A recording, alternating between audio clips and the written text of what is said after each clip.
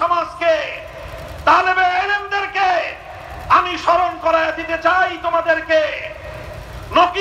নিকট অতীতের ইতিহাস স্মরণ করিয়ে দিয়ে বলতে চাই, যদি তোমরা ভুল করো, ভুল করবে বাংলাদেশ। তোমরা যদি অটল অবিচল থাকতে না পারো, ধ্বংস হবে বাংলাদেশ। তোমরা যদি অবিচল এবং অটল থাকতে পারো, রক্ষা পাবে বাংলাদেশ। আমার এই কথাটা কারো কাছে অতিরঞ্জিত বলে মনে হতে পারে।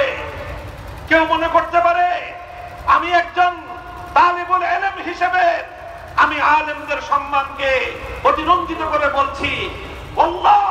আল্লাহর কসম খেয়ে বলি, আমি আমার এই জীবদ্দশায় বাংলাদেশের ইতিহাস যতটুকু আমি দেখেছি, যতটুকু আমি ইতিহাসের পাতা থেকে পড়েছি, আমি দেখেছি বারবার এ বাংলার ক্রান্তিকালে আলেম সমাজ তারা এই বাংলাদেশের এই জমিনের স্বাধীনতা, এই জাতির স্বকীয়তা রক্ষার জন্য দুর্ভেদ্য প্রাচীরের মতো দাঁড়িয়ে গেছে।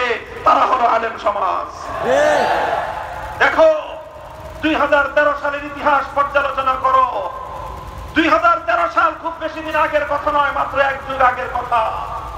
12 বছর আগের বাংলাদেশ, বাংলাদেশের 2013 সালের ফেব্রুয়ারি মার্চের বাংলাদেশ যদি কেউ পর্যালোচনা করো, বাংলাদেশের স্বাধীনতার, বাংলাদেশের আকাশে, বাংলাদেশের ঈশান কোণে কালো মেঘ ছেয়ে গিয়েছিল। বাংলাদেশের আকাশে কাল বৈশাখীর পূর্বাভাস দেখা দিয়েছিল। বাংলাদেশের স্বাধীনতা বিপন্ন হওয়ার পথে ছিল। বাংলাদেশের মুসলমানদের ঈমান এবং ইসলাম ধ্বংস হয়ে যাওয়ার দ্বার প্রান্তে উপনীত ছিল। আমরা তখন দেখেছিলাম একদিকে বাংলাদেশ, আরেকদিকে ইসলাম বিপন্ন হওয়ার পথে। কি হয়েছিল? কিভাবে স্বাধীনতা এবং ইসলাম একসাথে বিপন্ন হওয়ার পথে ছিল আমরা দেখেছি তখন। আমি 2013 সালের ফেব্রুয়ারি মাসের কথা বলছি, আমি 2013 সালের মার্চ মাসের কথা বলছি।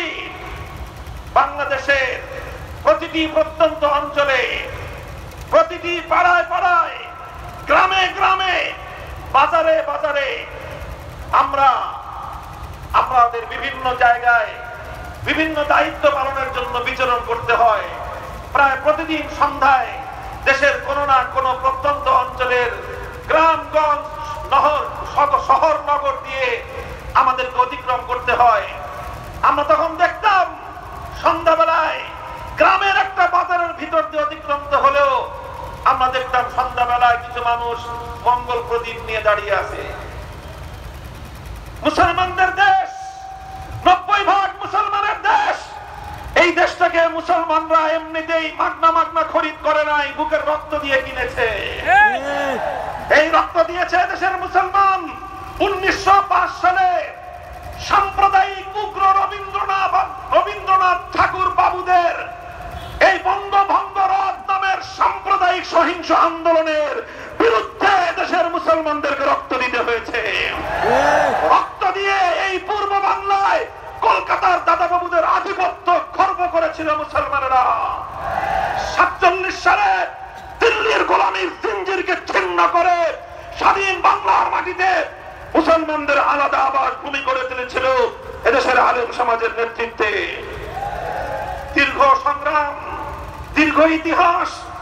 সেই মুসলমানরা একটি মুসলিম জাতিসত্তা গঠন করবার জন্য কখনো পূর্ববঙ্গ, কখনো পূর্ব পাকিস্তান, কখনো বাংলাদেশ নামে ভূখণ্ডকে কখনো মাথার ঘাম দিয়ে, কখনো চোখের অশ্রু দিয়ে, কখনো বুকের রক্ত দিয়ে সিঞ্চিত করেছে।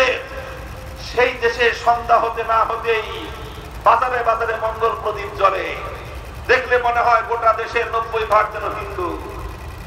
90% মুসলমানদের দেশটাকে, ইসলামী তাহজিব তামাদ্দুনকে ধ্বংস করে তারা হিন্দুয়ানি কালচার বাংলার প্রত্যন্ত অঞ্চলে প্রচলিত করে দিয়েছিল।